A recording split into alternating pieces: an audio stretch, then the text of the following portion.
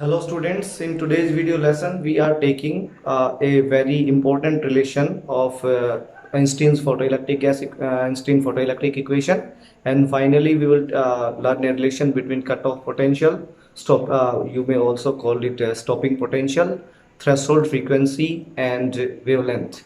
इन सभी के बीच में हम लोग रिलेशन पढ़ेंगे। क्लियर? तो सबसे पहले हम स्टार्ट कर रहे हैं आइंस्टीन फोटोइलेक्ट्रिक इक्वेशन। आइंस्टीन ने क्या एक्सप्लेन करके दिखाया? आइंस्टीन ने एक थ्योरी की हेल्प ली थी, जिस थ्योरी को हम लोग बोलते हैं प्लैंक क्वांटम थ्योरी। ठीक है, जिसको कहा जाता है Planck quantum theory. Planck's quantum theory, Planck's quantum theory के अकॉर्डिंग बेटा क्या बताया आइंस्टीन ने? Quantum theory, Planck's quantum theory के अकॉर्डिंग अल्बर्ट आइंस्टीन ने प्लैंक क्वांटम थ्योरी की हेल्प से ये बताया कि जब भी लाइट किसी पर्टिकुलर फोटो सेंसिटिव प्लेट के ऊपर गिर रही है, ठीक है, लकड़ी से हमने यहाँ पे एक फोटो सेंसिटिव प्लेट बना दी, ठीक है, फोटो सेंसिटिव प्लेट बना दी, ओके, और इस प्लेट के ऊपर आपने लाइट डाली, ठीक है। तो प्लैंक ने ये कहा था कि light incident on the photo sensitive plate in the form of packets of energy, ठीक है। लाइट मैक्स प्लैंक ने ये कहा था कि लाइट जब भी किसी पर्टिकुलर फोटो सेंसिटिव प्लेट के ऊपर गिरती है तो it is travels in the form of packets of energy, या light is consist of packets of energy. Those packets of energy are called photon. उन पैकेट्स ऑफ एनर्जी को क्या बोलते हैं हम लोग? फोटोन बोलते हैं, और उन पैकेट्स ऑफ एनर्जी को बोला जाता है क्वांटा, ठीक है। तभी हमने ये थ्योरी पढ़ी है, क्वांटम थ्योरी बोलते हैं इसको, ठीक है। तो उस क्वांटम थ्योरी के अकॉर्डिंग क्या कहा गया, ठीक है, अल्बर्ट आइंस्टीन ने उस क्वांटम थ्योरी के अकॉर्डिंग क्या ली, ठीक है, कि प्लैंक्स क्वांटम ने क्या कहा था कि इनमें से हर एक पैकेट की energy E is equal to किससे डिनोट की जाती है? एच न्यू से डिनोट की जाती है, ठीक है। तो आप बोलोगे each energy of the photon is denoted by E is equal to h nu. It simply means if the frequency of incident radiation changes then energy associate with the packet of energy changes, ठीक है। तो associate जो energy है इन packets के साथ, वो energy भी क्या होती है? चेंज होती है। तो आइंस्टीन ने फोटोइलेक्ट्रिक इक्वेशन को एक्सप्लेन करने के लिए कहा कि जो भी एक फोटो सेंसिटिव प्लेट के ऊपर, लाइक जैसे इस फोटो सेंसिटिव प्लेट के अंदर इस इलेक्ट्रॉन को हमें क्या करना है? इजेक्ट आउट करना है, ठीक है। इस इलेक्ट्रॉन को हमें क्या करना है? Eject out. तो इलेक्ट्रॉन को इजेक्ट आउट करने के लिए पहले जो एक्स्ट्रा अमाउंट ऑफ एनर्जी आपके लिए रिक्वायर्ड होती है, उस एनर्जी को हम लोग क्या बोलते हैं? वर्क फंक्शन बोलते हैं। तो इलेक्ट्रॉन ने अल्बर्ट आइंस्टीन ने कहा कि जो भी इन पैकेट्स के पास एनर्जी होती है, कितनी एनर्जी होती है? हर एक पैकेट के पास एच न्यू एनर्जी होती है। This energy h nu is used in two ways. First to overcome work function, to overcome work function, ठीक है। पहले तो ये एनर्जी जाती है टू ओवरकम वर्क फंक्शन, ठीक है, वर्क फंक्शन को ओवरकम कम करते हैं। और सेकंड, अगर इस पैकेट में से कुछ एनर्जी बच जाती है यहाँ इतनी देने के बाद, तो वो एनर्जी जाती है इजेक्टेड आउट इलेक्ट्रॉन की काइनेटिक एनर्जी के अंदर, ठीक है। So according to Einstein's photoelectric equation, the energy incident or the photon energy incident on the photosensitive plate is used in two ways. First, to overcome the work function, and second, the rest of energy goes in the is taken by the electron to carry the kinetic energy of the electron. Electron की kinetic energy में चली जाती है, ठीक है। तो simple, जितनी भी एनर्जी आपने फोटो सेंसिटिव प्लेट पे डाली थी, उसमें से वर्क फंक्शन हटा के जो भी एनर्जी बन जाती है, उस मैक्सिमम को हम क्या बोलते हैं? उस मैक्सिमम काइनेटिक एनर्जी को कैरी करता है एक फोटो इलेक्ट्रॉन, ठीक है। तो अगर यहाँ से एक ये जो इक्वेशन हमने लिखी है, पहली बात, इस इक्वेशन को हम लोग क्या बोलते हैं? आइंस्टीन्स फोटोइलेक्ट्रिक इक्वेशन बोलते हैं, ठीक है। छोटे से तरीके से अगर आपको समझाना हो तो सिंपल, अगर मान लेते हैं आपने 10 इलेक्ट्रॉन वोल्ट का एक फोटोन डाला है किसी फोटोसेंसिटिव सरफेस पे, और उस फोटोसेंसिटिव सरफेस क्या working potential electric work function है उसका 2 इलेक्ट्रॉन वोल्ट। तो इस 10 इलेक्ट्रॉन वोल्ट का पार्ट 2 इलेक्ट्रॉन वोल्ट तो किसके अंदर जाएगा?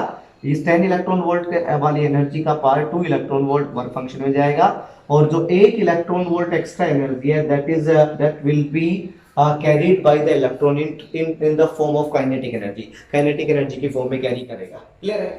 ओके, अगर यहाँ से हम लोग काइनेटिक एनर्जी एक्वायर्ड बाय एक फोटो इलेक्ट्रॉन निकालते हैं, it would be difference of energy. Okay student, तो ये एक डिफरेंस हो जाएगा किसका?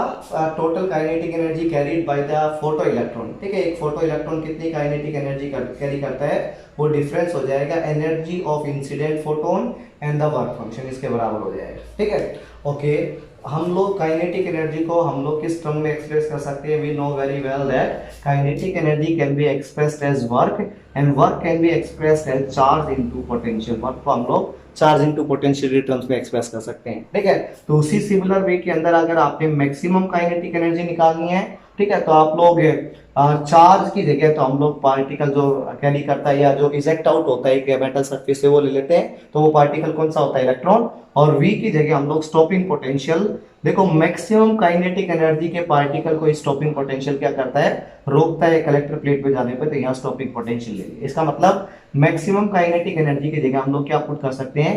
ई वी नॉट भी पुट कर सकते हैं। एक चीज, ठीक है, एक चीज इसी इक्वेशन से हम ये बताते हैं कि मान लेते हैं कोई फोटोन है, उस फोटोन की फ्रीक्वेंसी थी थ्रेशोल्ड फ्रीक्वेंसी के बराबर, ठीक है। तो थ्रेशोल्ड फ्रीक्वेंसी को बेटा हम डिफाइन करते हैं minimum frequency required to eject out an electron from the metal surface, ठीक है।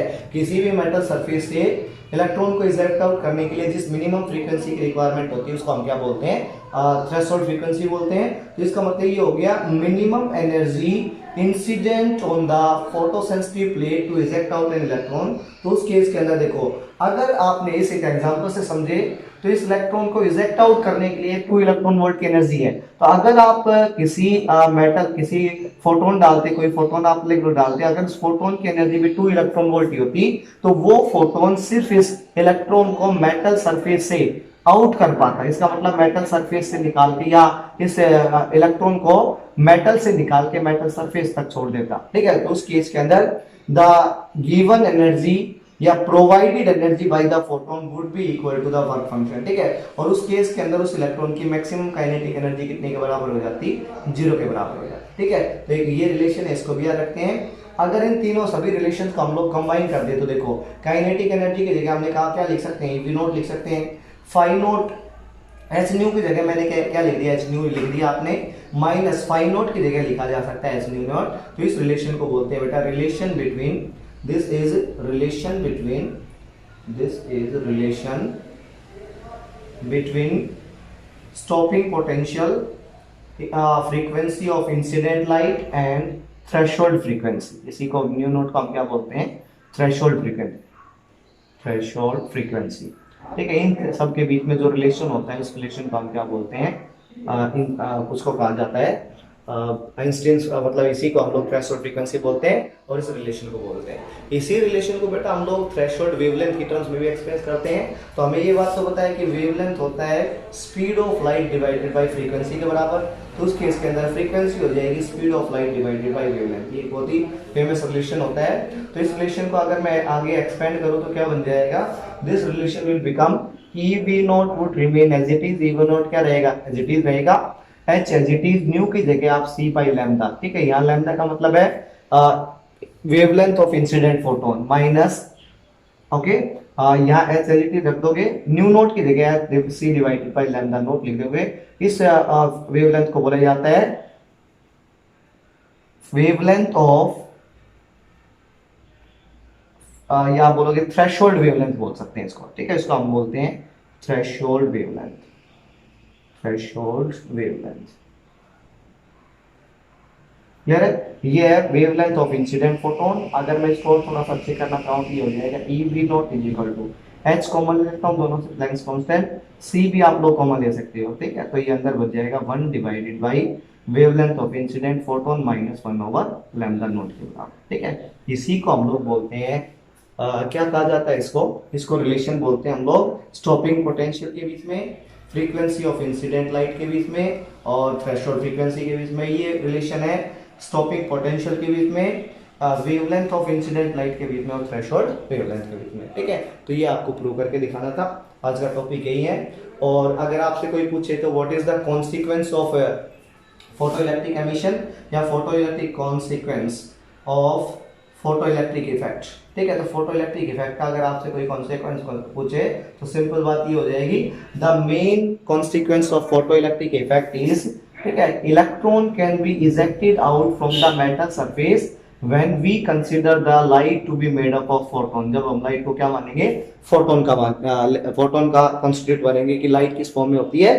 पैकेट्स ऑफ एनर्जी की फॉर्म के अंदर होती है। तो सिंपल हम लोग यहाँ एक कॉन्सेप्ट मान के चल रहे हैं कि लेट वी से one photon ejected out the one electron. इसका मतलब इन photoelectric effect was the first experiment which proved that each photon emit out an electron या light is consist of packets of energy and those packets of energy are known as photons। उन्हीं को हम क्या बोलते हैं, photons बोलते हैं। ठीक है, तो यहाँ तक कर लेना। Thank you very much.